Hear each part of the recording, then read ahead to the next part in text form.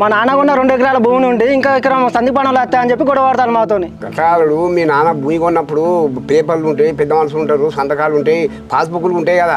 ఆ పేపర్ల గురించి నాకు తెలియదు కానీ మామ, ఆ 2 ఎకరాలు అయితే నా పేరు మీద ఉన్నది, పాస్బుక్ కూడా ఉన్నది.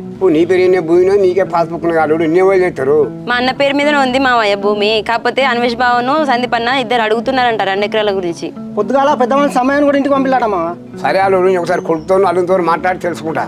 సరే మామ, నేను చాలా రోజులు బట్టి ఒప్పుకోబడతాను. ఆ సందీప్ గారు కావాలని అతను పొలాల కాడ కూడా పెట్టుకుంటాను. సరే అల్లుడు, నువ్వు తొందరపాటు అని పిలిచి నేను మాట్లాడతా కదా.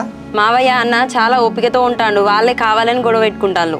సరే కోడలు, ఇప్పుడు కొడుకుది కోడలిది పిల్లి పెట్టుకుంటాం కదా, పిల్లి అయిన తర్వాత మాట్లాడుకుందాం రాదు. సరే మావయ్య, పెళ్ళయ్యేంత వరకు మేము ఓపిక ఉంటాం. ఎక్కువ చేసిండు అనుకో పోయి పోలీస్ స్టేషన్ ఒక కేసు పెడతాం.